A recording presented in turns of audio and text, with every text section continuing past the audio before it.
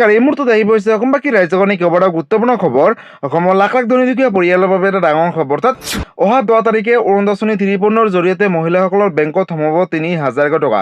কিন্তু এই 3,000 টকা কোনসকল মহিলাই লাভ কৰিব, লগতে হাজাৰ হাজাৰ মহিলাৰ নাম কৰ্তন কৰিব অৰুণোদয়ৰ পৰা সবিশেষ জানিব। লগতে ৰেচন কাৰ্ডত নাম থাকিলে সুখবৰ, কাৰণ ৰেচন কাৰ্ডত নাম থাকিলে অকল বিনামূল্যে চাউলে নহয়, তাৰ উপৰিও ৰাজ্য চৰকাৰে 5টাকৈ অভিলাষী আঁচনি আৰম্ভ কৰিছে, সবিশেষ জানিব। লগতে আত্মসহায়ক গোটৰ মহিলাসকলক চৰকাৰে পুনৰ দিব 25,000 টকা।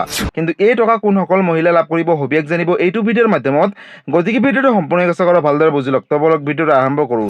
আৰু আজিৰ প্ৰথমটো খবৰ হৈছে ৰাজ্যৰ লাখ লাখ দুখীয়া দৰিদ্ৰ আৰু মধ্যবিত্ত পৰিয়ালৰ বাবে এটা অত্যন্ত জৰুৰী খবৰ, কিয়নো অহা 10 তাৰিখে অৰুণোদয় 3.0 জৰিয়তে মহিলাসকলৰ বেংকত সোমাব 3,000 টকা। পোনপ্ৰথমতে আপডেটটো এবাৰ চাই লওক। বহু হিতাধিকাৰীসকলৰ নাম কৰ্তন হ'ব অৰুণোদয় আঁচনিৰ পৰা। ৰাজ্যজুৰি চলিব সমীক্ষা, কোন কোন হ'ব বঞ্চিত। গতিকে যদি আপুনি এগৰাকী অৰুণোদয় আঁচনিৰ হিতাধিকাৰী হয়, তেনেহ'লে আপোনালোকৰ বাবে এটা অত্যন্ত জৰুৰী খবৰ, কিয়নো বহু মহিলাৰ নাম অৰুণোদয় আঁচনিৰ পৰা কৰ্তন কৰিব বুলি ইতিমধ্যে অসম চৰকাৰে ঘোষণা কৰিছে। অৰুণোদয় আঁচনিক লৈ এটা ডাঙৰ ঘোষণা, কিয়নো বহু মহিলাৰ নাম কৰ্তন কৰিব। ঘৰে ঘৰে যাব চৰকাৰী বিষয়া, অৰ্থাৎ যিসকলে অযোগ্য হ'ব তেওঁলোকৰ নামসমূহ কৰ্তন কৰিব। হিতাধিকাৰীসকলৰ হ'ব পুনৰীক্ষণ, অৰ্থাৎ যিসকলে যোগ্য হ'ব তেওঁলোকৰ নাম ৰাখিব, লগতে যিসকল অযোগ্য হ'ব তেওঁলোকৰ নাম কৰ্তন কৰিব। সোমাব নতুন হিতাধিকাৰীসকলৰ নাম, যিসকল যোগ্য পৰিয়ালে অৰুণোদয় আঁচনিৰ পৰা বঞ্চিত হৈছে তেওঁলোকক নতুনকৈ অন্তৰ্ভুক্ত কৰিব। হিতাধিকাৰীসকলৰ তালিকাত হ'ব ডাঙৰ সাল সলনি, যোগ হ'ব নতুন নিয়ম। নতুন নিয়মেৰে অৰুণোদয় আঁচনিৰ জৰিয়তে মহিলাসকলৰ বেংকত সোমাব টকা। অৰুণোদয় আঁচনি হিতাধিকাৰীসকলক লৈ চলিব সমীক্ষা, লগতে হিতাধিকাৰীসকলৰ ঘৰে ঘৰে যাব চৰকাৰী বিষয়া আৰু পুনৰ ভেৰিফিকেশ্যন কৰিব অৰুণোদয় আঁচনি মহিলাসকলক লৈ। আৰ্থিক অৱস্থা উন্নত হোৱাসকলৰ নাম কৰ্তন হ'ব অৰুণোদয় আঁচনিৰ পৰা। লগতে অৰুণোদয় আঁচনি পোৱা পৰিয়ালৰ সদস্যই চৰকাৰী চাকৰি পালে তেওঁলোকৰ নাম কৰ্তন কৰিব। বাদ পৰা দৰিদ্ৰ, বিধৱা, অবিবাহিতা মহিলা আৰু দিব্যাংগ ব্যক্তিক নতুনকৈ অৰুণোদয় আঁচনি 3 অন্তৰ্ভুক্ত কৰিব। অৰুণোদয় আঁচনি হিতাধিকাৰীসকলে বেংক একাউণ্টৰ সৈতে আধাৰ কাৰ্ড সংযোগ কৰাটো বাধ্যতামূলক। গতিকে ৰাজ্যৰ লাখ লাখ অৰুণোদয় আঁচনি হিতাধিকাৰীসকলৰ বাবে এটা অত্যন্ত জৰুৰী খবৰ, কিয়নো যদি আপুনি এগৰাকী অৰুণোদয় আঁচনি হিতাধিকাৰী হয়, তেনেহ'লে আপোনালোকৰ বাবে এটা জৰুৰী খবৰ যে এতিয়া বহু মহিলাৰ নাম কৰ্তন কৰিব। ইতিমধ্যে আপোনালোকে সকলোৱে গম পালে, অৰুণোদয় আঁচনি ধন পোৱাৰ পিছত যিসকল মহিলাৰ ঘৰত চৰকাৰী চাকৰি পাইছে বা আৰ্থিকভাৱে উন্নত হৈছে তেওঁলোকৰ নাম কৰ্তন কৰি বিধৱা, অবিবাহিতা, দিব্যাংগ ব্যক্তিক নতুনকৈ অৰুণোদয় আঁচনিত অন্তৰ্ভুক্ত কৰিব। লগতে আগষ্ট মাহৰ প্ৰথম সপ্তাহতে অৰুণোদয় আঁচনি 3.0 জৰিয়তে মহিলাসকলৰ বেংকত সোমাব 3,000 টকা পৰ্যন্ত। কিন্তু এই টকা 3,000 টকাও দিব পাৰে, 2,500 টকাও দিব পাৰে। এতিয়ালৈকে চৰকাৰে ঘোষণা কৰা নাই, আহিবলগীয়া সময়ত ঘোষণা কৰিব। লগালগ মই এটা ভিডিঅ' বনাই দিম, আৰু এই ভিডিঅ'টো ৰাজ্যৰ সকলো মহিলাৰ মাজত শ্বেয়াৰ কৰি দিব, যাতে বেংকৰ লগত আধাৰ কাৰ্ড লিংক কৰি ৰাখিব পাৰে। আৰু আজিৰ পৰৱৰ্তী খবৰটো হৈছে ৰেচন কাৰ্ডত নাম থাকিলে অকল বিনামূল্যে চাউলে নহয়, তাৰ উপৰিও লাভ কৰিব কেইবাটাও আঁচনিৰ সুবিধা। আপডেটটো এবাৰ চাই লওক। ৰাজ্যৰ মহিলাসকলৰ বাবে 5খন অভিলাষী আঁচনি। স্বনিৰ্ভৰ নাৰী আঁচনি, সুকন্যা সমৃদ্ধি যোজনা, বিনামূলীয়াকৈ চিলাই মেচিন আঁচনি, অসম অৰুণোদয় আঁচনি, লগতে প্ৰধানমন্ত্ৰী উজ্জ্বলা যোজনা। কোনে কোনে লাভ কৰিব এই আঁচনিখিনিৰ সুবিধা? ৰাজ্যৰ মহিলাসকলক স্বাৱলম্বী কৰি তুলিবলৈ 5খন অভিলাষী আঁচনি আৰম্ভ কৰিছে ইতিমধ্যে ৰাজ্য চৰকাৰে। শিপিনীৰ পৰা আৰম্ভ কৰি হস্তশিল্পৰ লগত জড়িত মহিলাসকলে লাভ কৰিব এই আঁচনিখিনিৰ সুবিধা। টেইলাৰিঙৰ লগত জড়িত মহিলাসকলৰ বাবে এই আঁচনিসমূহ আবেদন কৰিবলৈ লাভ কৰিব। কন্যা শিশুৰ ভৱিষ্যত শৈক্ষিক জীৱন সুৰক্ষিত কৰিবলৈ আছে সুবিধা। স্বনিৰ্ভৰ নাৰী আঁচনি, সুকন্যা সমৃদ্ধি যোজনা, বিনামূলীয়াকৈ চিলাই মেচিন আঁচনি, লগতে অসম অৰুণোদয় 3.0 আঁচনি, লগতে প্ৰধানমন্ত্ৰী উজ্জ্বলা যোজনা আঁচনি। এই 5 আঁচনিৰ জৰিয়তে সামৰি লোৱা হ'ব যোগ্য হিতাধিকাৰীসকলক যাৰ যাৰ ঘৰত ৰেচন কাৰ্ড আছে। মহিলাসকলৰ সৰ্বাংগীন উন্নয়নৰ বাবে এই আঁচনিৰ সুবিধাৰ বাবে কিদৰে কৰিব আবেদন?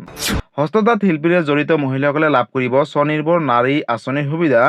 তাঁতশালত উৎপাদিত সামগ্ৰী বিক্ৰী কৰাৰ সুবিধাও কৰি দিব এই আঁচনিসমূহে। 10 বছৰৰ তলৰ কন্যা শিশুৰ বাবে সুকন্যা সমৃদ্ধি যোজনা চৰকাৰে আঁচনি আনিছে। কন্যা শিশুৰ অভিভাৱকৰ ডাকঘৰত জমা কৰিব লাগিব 250 টকাৰ পৰা 1,50,000 টকা পৰ্যন্ত। কন্যাৰ 21 বছৰ সম্পূৰ্ণ হ'লে 8% পৰ্যন্ত সুদৰ সৈতে উভতাই পাব মূলধন। 20 বছৰৰ পৰা 40 বছৰৰ ভিতৰত মহিলাৰ বাবে বিনামূলীয়াকৈ চিলাই মেচিন আঁচনি আৰম্ভ কৰিছে। কেন্দ্ৰীয় চৰকাৰে মহিলাসকলক আত্মসংস্থাপনৰ বাবে প্ৰদান কৰি আহিছে বিনামূলীয়াকৈ চিলাই মেচিন। দৰিদ্ৰ আৰু অসহায় মহিলাৰ বাবে অসম অৰুণোদয় আঁচনি আৰম্ভ কৰিছে ৰাজ্য চৰকাৰে। পৰিয়ালৰ বাৰ্ষিক উপাৰ্জন 2 লাখ টকাৰ ভিতৰত হ'লে কৰিব পাৰিব অৰুণোদয় আঁচনিৰ বাবে আবেদন। আৰু এই আঁচনিৰ জৰিয়তে ৰাজ্যৰ মহিলাসকলে লাভ কৰিব 1,250 টকা বা 3,000 টকা পৰ্যন্ত। লগতে গৃহিণীসকলৰ সহায় হোৱাকৈ প্ৰধানমন্ত্ৰী উজ্জ্বলা যোজনা আৰম্ভ কৰিছে চৰকাৰে। এই আঁচনিৰ জৰিয়তে লাভ কৰিব আৰ্থিক দৰিদ্ৰভাৱে মহিলাসকলে সাহায্যযুক্ত গেছ চিলিণ্ডাৰ। গতিকে ৰাজ্যৰ লাখ লাখ ৰেচন কাৰ্ডৰ গৰাকীসকলৰ বাবে এটা সুখবৰ, কিয়নো ৰেচন কাৰ্ডত নাম থাকিলে অকল বিনামূলীয়া চাউলে নহয়, তাৰ উপৰিও আপোনালোকে এই 5টাকৈ আঁচনিৰ সুবিধাসমূহ ল'ব পাৰিব এতিয়াৰে পৰা।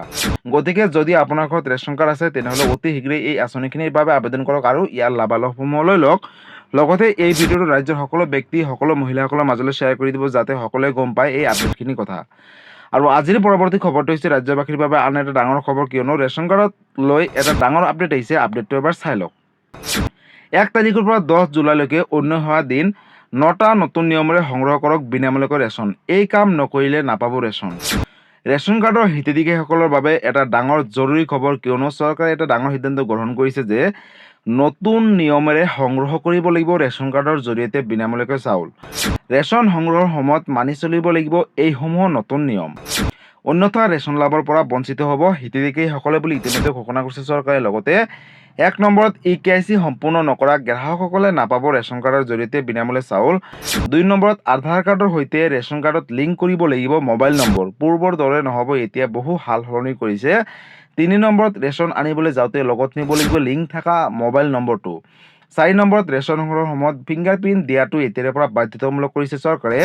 5 নম্বৰত ৰেচন লোৱাৰ পাছতে সংগ্ৰহ কৰিব লাগিব এখনকৈ ৰচিদ।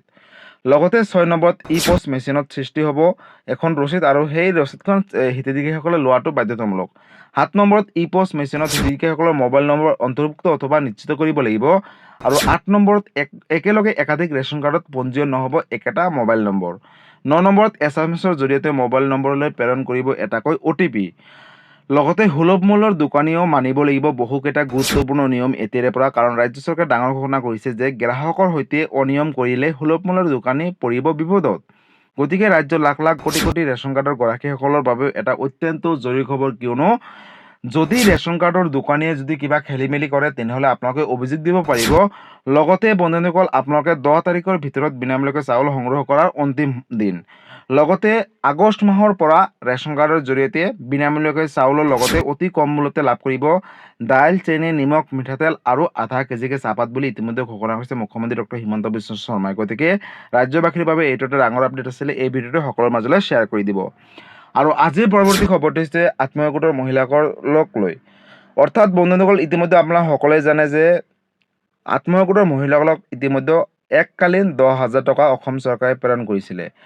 আৰু সেই সময়তে মুখ্যমন্ত্ৰী ডক্টৰ হিমন্ত বিশ্ব শৰ্মাই ঘোষণা কৰিছিলে যে যিসকল মহিলাই এই 10,000কৈ টকা লৈ ভালকৈ ব্যৱহাৰ কৰিব, ভাল ব্যৱসায় কৰিব, ভাল কামত খটুৱাব, তেওঁলোকক পৰৱৰ্তী সময়ত 25,000কৈ টকা দিয়া হ'ব আৰু তাৰপিছত আকৌ দিব, অৰ্থাৎ লাখপতি বাইদেউ বনাবলৈ অসম চৰকাৰে ঘোষণা কৰিছে। গতিকে যদি আপুনি 10,000 টকা পাইছে, ভালকৈ ব্যৱসায় কৰিছে বা ভাল কামত খটাইছে, তেনেহ'লে চিন্তাৰ কোনো প্ৰয়োজন নাই। আগষ্ট মাহৰ পৰাই চৰকাৰে নতুনকৈ 25,000 টকা দিয়াটো আৰম্ভ কৰিব। লগতে যদি আপুনি 10,000 টকা লৈ মোবাইল কিনিছে বা পাৰ্চনেল ঘৰুৱা কিবা কামত খটাইছে, তেনেহ'লে আপোনালোকে 25,000 টকাৰ পৰা বঞ্চিত হৈ থাকিব। লগতে যিসকল মহিলা 10,000 টকা পোৱা নাই বা আবেদন কৰা নাছিলে বা আবেদন কৰিছিলে কিবা কাৰণে তেওঁলোকে টকাটো পোৱা নাই, তেওঁলোকৰ বাবেও চৰকাৰে আগষ্ট মাহৰ পৰাহে ফৰ্ম বিতৰণ কৰিব। গতিকে ৰাজ্যৰ লাখ লাখ কোটি কোটি আত্মসহায়ক গোটৰ মহিলাসকলৰ বাবেও এটা ডাঙৰ খবৰ, কিয়নো আপোনালোকে 25,000 টকা ল'বলৈ সাজু হওক। লগতে আপোনালোকে বেংকৰ লগত আধাৰ কাৰ্ড লিংক ৰাখিব, যিহেতু এই টকাটো DBD যোগে অসম চৰকাৰে প্ৰেৰণ কৰিব। যিসকল মহিলাৰ বেংকৰ লগত আধাৰ কাৰ্ড লিংক নাথাকিব তেওঁলোকে এই টকাসমূহৰ পৰা বঞ্চিত হৈ থাকিব। আৰু ইতিমধ্যে অসম চৰকাৰ তথা মাননীয় মুখ্যমন্ত্ৰী ডক্টৰ হিমন্ত বিশ্ব শৰ্মাই ঘোষণা কৰিছে যে যিকোনো আঁচনিৰ টকা পাবলৈ হ'লে এতিয়াৰে পৰা হিতাধিকাৰীসকলে বেংকৰ লগত আধাৰ কাৰ্ড লিংক কৰাটো বাধ্যতামূলক, অন্যথা নাপাব আঁচনিৰ টকা বেংক একাউণ্টত। আৰু বেংকৰ যদি কিবা EKYC আপডেট আছে আপোনালোকে অতি শীঘ্ৰেই দি লওক। আৰু আহিবলগীয়া সময়ত চৰকাৰৰ যিখিনি আঁচনি, অসম অৰুণোদয় আঁচনি হওক বা যিকোনো আঁচনিৰ টকা, PM কিষাণৰ টকা হওক, পাবলৈ হ'লে বেংকৰ লগত আধাৰ কাৰ্ড লিংক কৰি থৈ দিব। গতিকে এইটো এটা ডাঙৰ আপডেট আছিলে ৰাজ্যবাসীৰ বাবে। আৰু এই ভিডিঅ'টো ৰাজ্যৰ সকলো ব্যক্তি তথা সকলো মহিলা, সকলো মানুহলৈ শ্বেয়াৰ কৰি দিব। গতিকে বন্ধুসকল, আজি আছিলে এইটো এটা ইনফৰ্মেটিভ ভিডিঅ' আৰু গুৰুত্বপূৰ্ণ খবৰ। ভিডিঅ'টো চাই কেনেকুৱা পালে, যদি ভাল পালে চেনেলটো নতুনকৈ আহিছে চেনেলটো ছাবস্ক্ৰাইব কৰিব, লাইক কৰিব। কিবা সুধিবলগীয়া বা জানিবলগীয়া আছে আপোনালোকে মোক কমেণ্ট কৰি জনাব, মই নিশ্চয় ৰিপ্লাই দিবলৈ চেষ্টা কৰিম। লগতে এই ভিডিঅ'টো ৰাজ্যৰ সকলোৰে মাজলৈ শ্বেয়াৰ কৰি দিব। ধন্যবাদ। জয় আই অসম।